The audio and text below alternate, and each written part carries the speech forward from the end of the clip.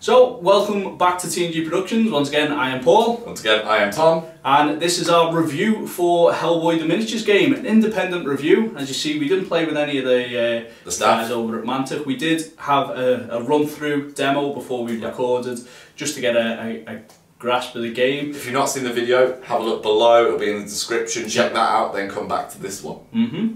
So, what did you think? I enjoyed it. I thought it was really, really pleasant. I like the idea of a Doom tracker ramping up, and you will fight the boss at this time, so prep for it, get ready to go. Yes. Now, we got to the point with the Doom tracker where you were fighting the boss.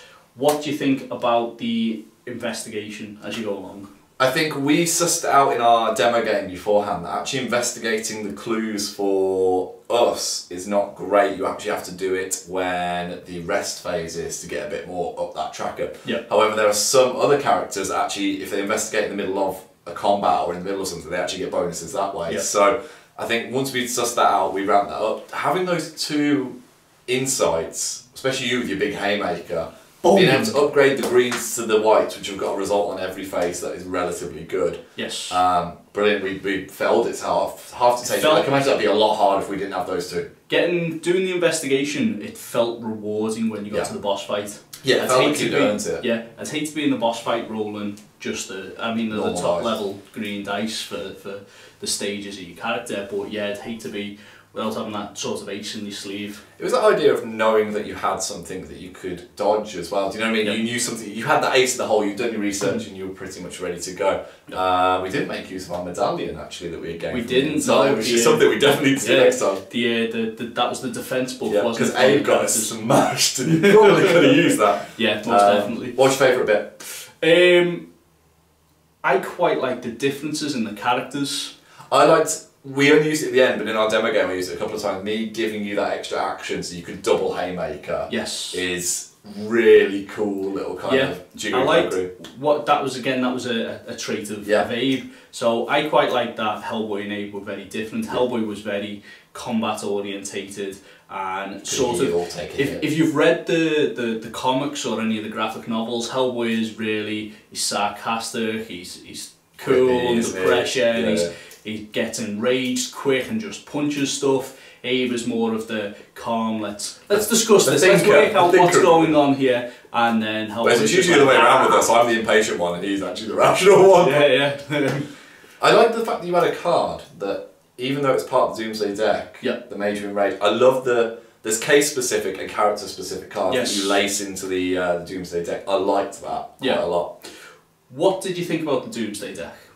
The Doomsday deck, I think obviously we drew, what was it, 3 of the same card? Yeah, I think we done really well with the draws we got in. Well, when we look back through the deck, really well because of the ones we got only ramped it up by 1. I think whereas there was some that had the effects that take place. Yeah. With replayability, this is probably where our biggest comment will be in terms of even better if. This is my teacher voice going through. Even better if. Yeah. The replayability, I'd definitely play that scenario again. Yes. And I imagine the full scenarios that aren't the demo game that's got everything and fire being used and all this are completely different beasts. Similar to like Star Saga, I'd happily play those missions again. Yeah.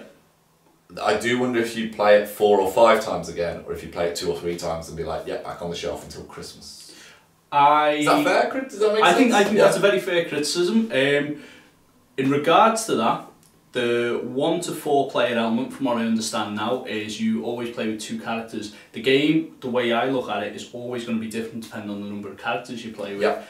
So the Doomsday clock will arrive, the Doomsday impending Doom tracker will hit the boss fight quicker with more characters, because obviously you can do more things. So it is a rush job to try and just get everything done as quick as you can. Effectively, yeah. What I would like to see, because we went very linear in the sense that we went into this room, and everything kind of opened for us. Yeah, for the sake of recording, we could have backtracked in each rest phase, but we wanted to just be like, get to the end. So every time we took time, we upped the Doomsday clock, and we could have just ignored that and just kept going back and kept searching, stopping the Doomsday from ramping up. But obviously, we'd have to do additional actions to protect it. What I would like to see in it is possibly different modes. So possibly like an extreme mode, even with just 2 characters. So you upgrade the cards maybe in the You upgrade the cards in the Impending Doom deck, or maybe 1 or 2 cards that are just like awful. Boom. Yeah. Like the frog monster has got sick of waiting for everything to go and is deciding to up the apocalypse himself and bursts through the room and throws everyone asunder. Or like randomly upgrade all enemies in the room. So your cowardly frogs become your territorials. Or just something that throws a spoke in the wheel. Yeah, something that really changes the spanner in the works. That's what you were looking for. Words. Something that really changes the tempo. The tempo effectively for a period of time. And the threat feeling like threat. And I think, you know, if you compare it to other games that are similar, like Mantic have this idea of other card games like Walking Dead, you have very quick ramped up cards. You might be nice and calm. There's one that's like oh right, bad things immediately, and it's like ooh, okay. But those might appear. By the time Kickstarter rocks around, they might chuck in a few nasty ones. We're obviously only played the one demo scenario. From what discussions we've had and what we've seen on the internet, there are multiple scenarios that come in with the different characters, so they're all going to get their own individual case files, like Rasputin. And each boss has got 2 now, because the Kickstarter has unlocked secondary scenarios, and I think someone like Rasputin, like you said, is going to be very different from the Frog Monster. Yes. Very different experience from the Frog Monster. So I think maybe our judgment at the moment is we've seen it at its most linear, and it's definitely fun. Most definitely. And it's definitely varied. Yep. Yeah, we need to go back in like a month or so and then go check out this character, different boss battles. What I think is going to be very good with it is, because of the Kickstarter, obviously the amount of different agents that have unlocked. If they've got their own independent feel, like Hellboy does and like Abe does, like we've seen Liz and we saw Krause's card as well. I think it's Krause. Krause. We've seen their cards as well. They're going to be very different, so that each game is effectively going to be different. You could walk in with Hellboy and Abe all the time. Abe can shoot from range, obviously Abe can shoot from range, Abe can throw his harpoon, Hellboy can punch.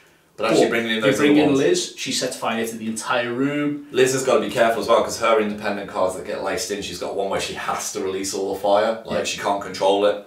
And everyone will get injured. Exactly, and that adds a bit of flavour and a bit of personality. There's also sub-investigators as well that can be brought in, so almost like upgrades and playability that goes with that. So there's definitely a lot of mileage. Yeah, I like the requisition deck as well. Now, we didn't really use it that much in this game, but we've read a little bit about and we looked through it. Items. There's some useful stuff that can really change the game, and Hellboy's Deep Pockets was a prime example of that. I did touch on that he was equipped with it, and it's something he always has, but I didn't use the benefit of it. And basically just gets to pull out something from the bottom of the deck and choose something useful. Yeah.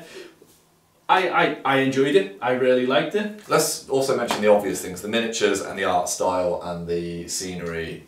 Beautiful. I think they all tie in really well together. Forget the fact that we were using beautifully painted miniatures by Angel Graldes, which we didn't break. At one point, I was carrying all of them in photographs we were taking, and thought, this is maybe £6 grand worth of stuff, so I'm just going to stop. Just put these on the table, and then ask somebody to come and get them.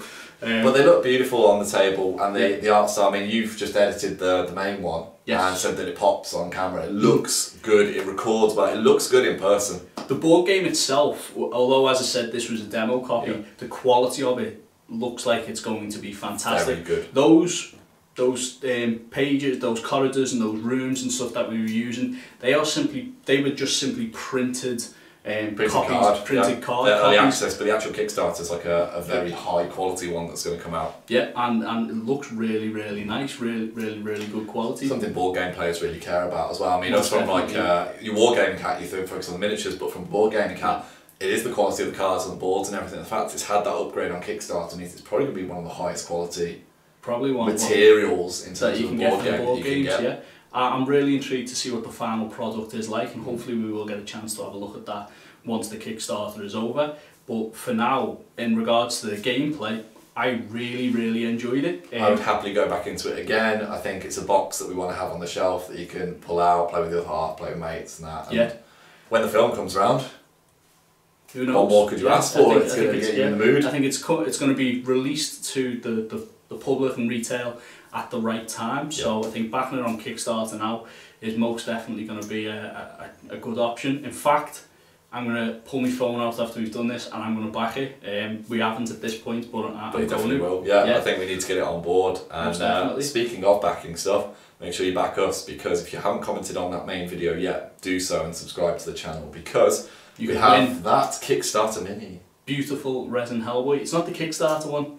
Well, it's in their Kickstarter. It's in the core set. The one that you were using. Yeah, you'll get a resin Hellboy miniature. So we'll select one at the end. Select a winner of the competition at the end of the Kickstarter, and they'll win a resin Hellboy miniature. Unfortunately, we can't promise Angel Gorela's painting on it, so you have to do that yourself. Yeah. But anyway, as far as the game goes, back it. It's really good, really fun, and in fact, we've got a little bit of time before we've got to hit the motorway. Shall we go get a couple of the guys and have another playthrough? Yeah, I want to say a massive thank you to Mantic Games as well, because it takes guts to just say, come on in and review it. Yeah, especially asking us to do it, because we are a little bit brutal sometimes. Yeah, we are. But fantastic, really good, and let's go have another game then, mate. Yeah, okay. Thank you very much for watching, guys. I'm Paul. I'm Tom. And this is TNG Productions. Thank you very much.